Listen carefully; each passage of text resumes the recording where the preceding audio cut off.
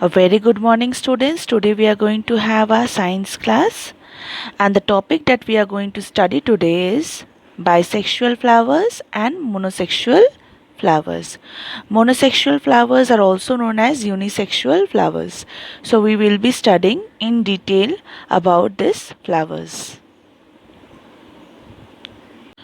So as we have studied that flower can be broadly divided into four parts.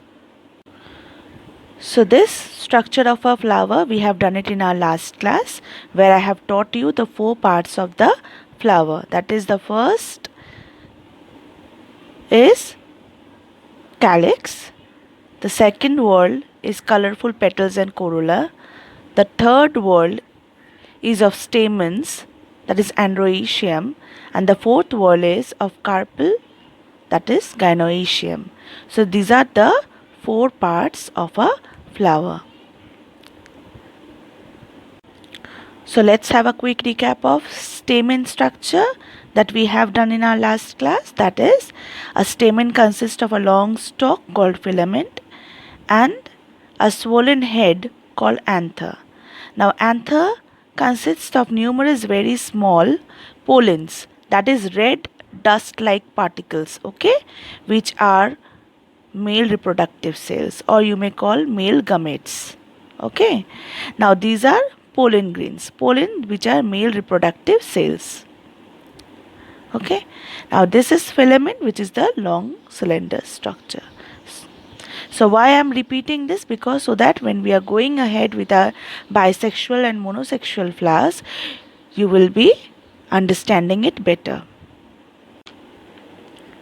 And this is my pistil structure. Okay, that is the sticky structure on the tip. This is stigma.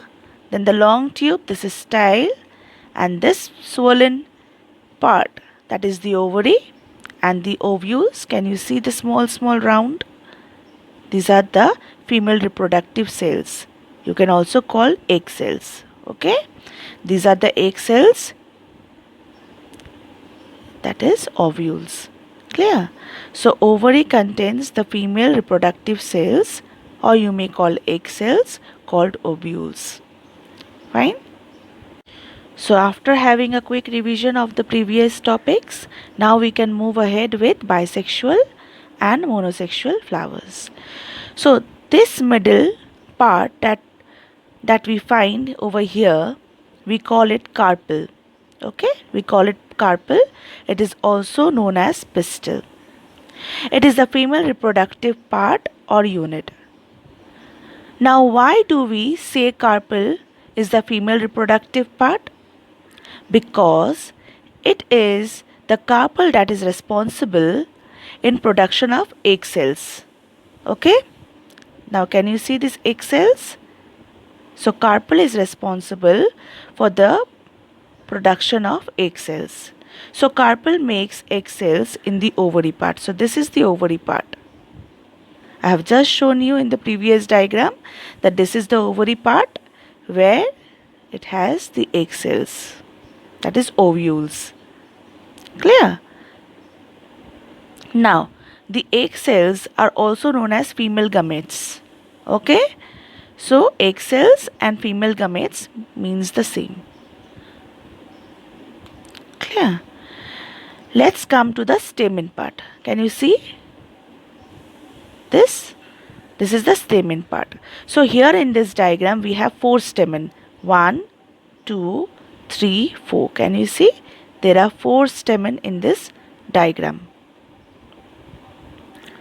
So stamens are the male reproductive part. Now stamens are the male reproductive part of a flower.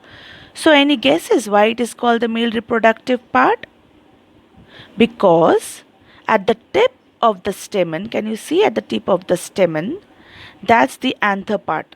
Okay, this is the anther part. We can see red dust like particles here. Can you see red dust like particles on the tip of the stamen? These red dust like particles are called pollen grains. Okay, or you may call it male gametes. We may also call it sperm cells. So any name that you can call, it may be male gametes, pollen grains, or sperm cells. Okay, so a stamen is the male reproductive unit. Pollen grains on the tip, it has pollen grains, male gametes, or sperm cells. Fine. So these two parts are very important in a flower. Clear? That is the carpel part and the stamen part. So have you understood?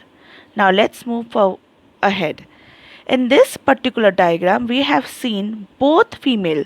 So this is the female reproductive unit and this is the male reproductive. So when you have female and male, that is female reproductive unit and male reproductive unit in the same flower, such flowers are called bisexual flowers. Why do we call it bisexual flowers? Because they have both sexes here. Okay? Male and female organs in the same flower. So the female organ and the male organ are in the same flower. That is the both sexes present in the same flower. That is, it has anther and ovary. It has anther and ovary here. This is the reason why bisexual flowers are called complete flower. So a bisexual flowers are also called a complete flower because it has female reproductive unit and male reproductive unit, both present in the same flower. That is why it is called complete flower. For example, rose, lily, hibiscus, mustard, sweet pea, these are all examples of bisexual flowers. So after studying bisexual flowers, now we'll move on to monosexual flowers, which is also known as unisexual flowers. Now in this type of flowers, the flower possesses either the stamen part or the carpel part in the same flower.